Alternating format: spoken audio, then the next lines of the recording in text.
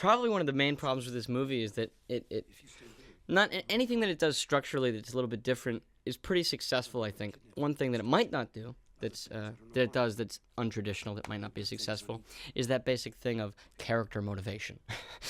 In other words, why are these characters doing what they're doing? In other words, why is Sidney doing what he's doing? That question is not answered until 4 reels into a 5-reel movie. At the end of reel 4, actually.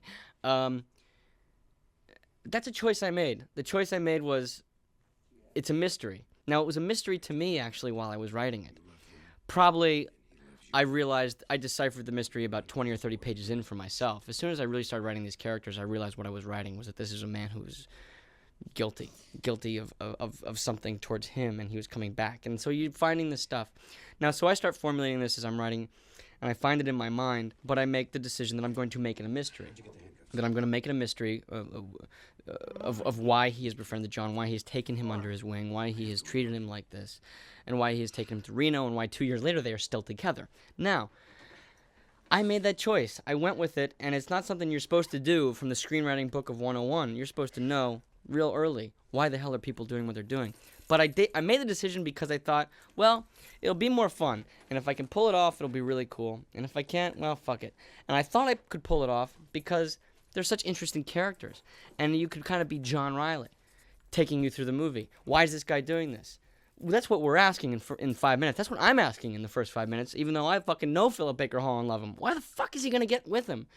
But I get sucked into it. I get sucked into Philip Baker Hall. I get sucked into Sidney, and I trust him. And hopefully that's what you would do to an audience, is make the audience trust Sidney, you know, so that the backlash is just as wonderful for an audience as it is, you know, as it is potentially for John.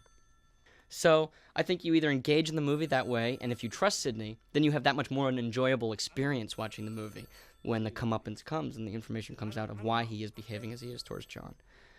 And boy, if you're not, then I didn't get you anyway, and you were fucked, and I don't know, you wasted $750. See, the thing that's possible in the theater and that is not possible in film, the thing that's possible in theater is that for 2 or 2.5 hours, you can live that experience, whatever it may be, in the theater. If you're playing a principal part in the theater for 2.5 hours, you can really become that person and live that through that series of experiences. And you can experience, if it's a very emotional play, you will reach a point in your development of the character when you will be able to experience those emotions for real. You will feel with that. You will become that character for that time on stage. This is a little more difficult. It's a lot more difficult in film because of you don't get to, in a 2-hour film, even in a film in which you appear in almost every frame, you still don't get in a single 2-hour block to live that series of experiences. You have to keep manufacturing them over a period of whatever, 1, 2, 3, 4, 5, 6 months. So it's that to me, and then what you were saying about the physicality of it. The physicality in film is different because on the stage, whatever you do reads. Everything you do in film does not read unless the camera is seeing it. So you're seeing that particular walk. You're saying it's one of the few times in which we see him full body, except maybe for the opening when you see his back moving away from us toward the restaurant. So in film, you're mostly looking at from here up most of the time. I mean, in action films, we see actors jumping around and hanging off of cliffs. In fact, it usually isn't them. Actually, it's usually somebody else talking about body language and the importance and what body language can convey. In action films, it's often the stuntman whose full body we're watching. And then we cut to Bruce Willis's eyes and so on. But sorry, Bruce. You're gonna get your fucking ass kicked now. But the physicality is very different in films because it's so selective. It's so selective. If the director decides that he wants to show a certain aspect of the actor's physicality and how it, and then you may not have that at your command right at that moment, because that's not the way you rehearse for film. You don't rehearse for film in that way. You don't, because you don't get to do the whole experience all at once. So it's different, I'm saying, and it's more difficult from my point of view. It's more difficult because it evolves naturally in the theater when you're working on a role. As you observed, you put all these little details together, and it may seem a little artificial and a a little mechanical in the beginning, but as it begins to come together over a period of several weeks, by the time hopefully you get to opening night, this all becomes one piece. And now we begin to see this whole person emerge with as much information and emotion conveyed by his body as there is conveyed by the language or by his voice. But in film, this is quite a bit different, because we rarely see in a film for very long periods of time the entire body. It's mostly the face and the eyes. So. I can remember when we were doing the scene where Sam smashes the window and threatens him with the gun, that Philip's first instinct was maybe not as large, actually, as I want it to be. Do you remember that? Mm-hmm. Which Philip's instincts are usually very A, spot on, but B, they're also to just sort of play things very directly, and I thought that it needed to go a little bit bigger, and bigger is a direction I don't usually ever give, but that was one time where I said bigger, and I think just maybe the combination of really how I knew the sort of camera would feel. I could tell Philip the sort of size of it, but the sort of momentum that the sort of handheld camera would have and everything in his face, and sort of how that smashing of the glass was going to sort of shock you into the scene and scare the shit out of you. That I had to sort of bring that was my one direction to Philip. I mean, you don't really give direction, that often to great actors. You don't, every once in a while you remind them to keep it simple if you've done too many takes. But that was probably one of maybe 2 or 3 directions, at least on the set, that I gave you. And I think I would just sort of put little quotes under what Philip said about the writing doing the job. And I said this before, and that like we don't even have to talk if I've done my job well as a writer. You know what I mean? Like, as a director, I just like keeping your sense of humor, because that's my job is really in the writing. I mean, that's why I'm writing right now, and it's taking me so long. It's a very long movie, it's very complicated and everything else, but I'm doing so much work right now, and it's basically because my job will be over. As soon as I finish writing, I'm like, all right, home free. All right, hand it over to Philip, hand it over to Riley, hand it over to everybody else. Here we go. And so I would just sort of put quotes underneath what he just said. Again, in the theater, when you have scenes like this in the theater, they will be carefully rehearsed over a period of a number of weeks, 4 or 5 or even 6 weeks sometimes, and they will be honed and finessed. And by the time you present them in front of an audience, everybody is, I mean, if everything works the way it should work, everybody is on the same harmonic venue. But in film, it's not that I'm afraid of looking bad in the movie. It's not that I'm afraid that the finished product will somehow, reveal something about my lack of technique, or my lack of skill, or my lack of character, or my lack of worth as a human being. But you do have to trust that director, and because you don't have that feedback from the audience, and you don't have those weeks and weeks of rehearsal that you have in the theater, where you can refine and refine and refine. You're there, it's you and the camera and the other actor and the director, and you have to feel that, you must feel that what he's doing is best for you and best for the movie. You have to feel both of those things at the same time. And I even though, and Paul and I have talked about this a couple of times, there were a couple of instances, and I'm not even sure what they were now, but there were a couple of instances when I did not necessarily agree with a certain approach to a moment or to a scene that Paul had.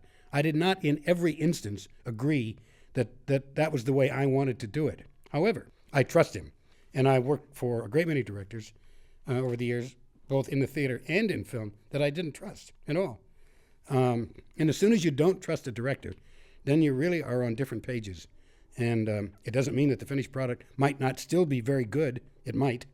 And it doesn't necessarily mean that it's going to be very bad. But we're talking about this kind of this collaboration that leads to something greater than the sum of the parts.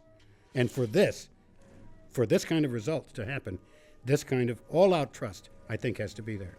Well, the nature of the conclusion is just sort of, God, where the hell else can it go?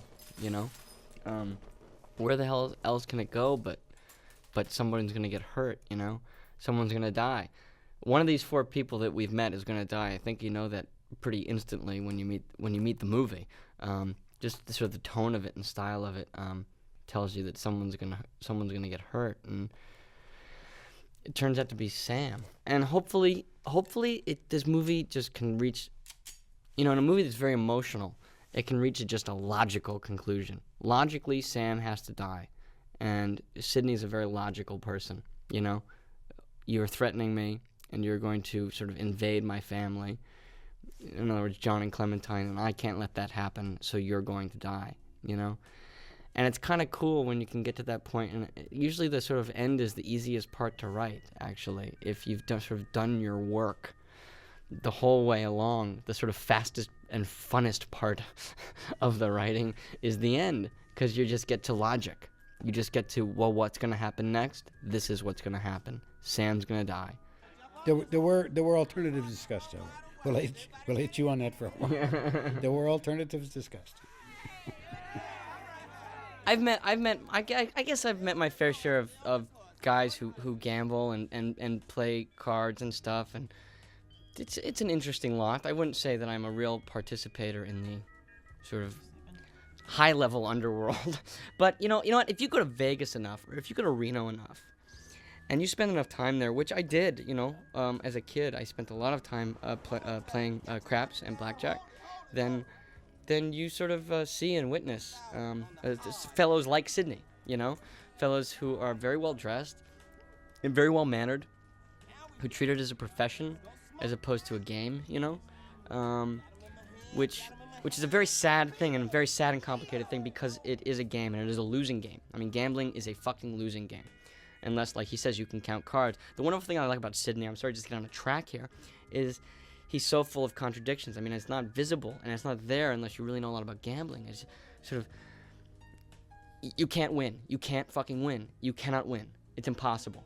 Unless you have a skill like counting cards, and then if you do, they know that, and you will not be allowed in there. You're not going to be allowed in a casino if you can count cards. They're going to know that. But here's this guy who's so fucking spot on in his life, and his suits are pressed, and his fucking shit is spot on. But he's gambling. He's fucking gambling. He's playing craps. Now, there are methods of craps that you can play and treat it like a job. It's a game where you can bet good luck and bad luck. You can make a job out of it. If you want to spend 8 hours at a crap table, you can make $12.50 an hour betting good luck and bad luck, and just sort of betting against yourself and betting with yourself. You know what I mean? You can make a couple bucks an hour, which is probably a better job than digging ditches. But essentially, what is that? I mean, that's... And can he handle being that? Sydney? No, he can't. And that's why he makes mistakes, like sort of betting a hard 8 and letting this guy get to him. And I think it's just going to be an interesting thing for someone who's so fucking spot on with his life.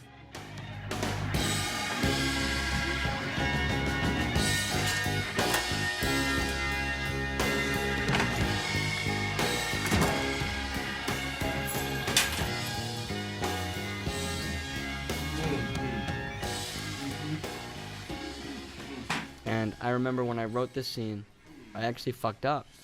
I fucked up because Sam walks in the door with Melora Walters, who's a great actress, who's also in Boogie Nights. And I had Sam walking in the door, and he turns on the light, and he puts the hooker on the couch, and he turns, and Philip had a line of dialogue that Sydney says, "Give me my money." And Sydney said, and Jimmy says, "Fuck you." And Sydney gave him another chance, said, "Give me my money back." And Sam says, "Fuck you." And then he shoots him.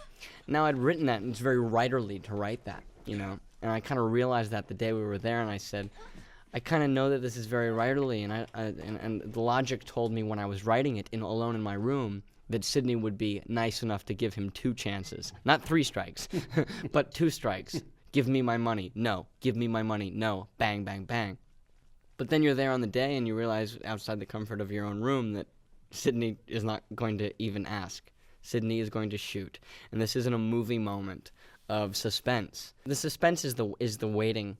The suspense isn't whether he's going to shoot him or not, The suspense is he's going to fucking shoot him, And it kind of fucks with the laws of suspense, which should be, is he going to shoot him or not? The suspense is, is he going to get caught? Because he's going to do it. Because Sydney really fucking well, I think, at this point. So it's just a little twist on the sort of movie laws of suspense.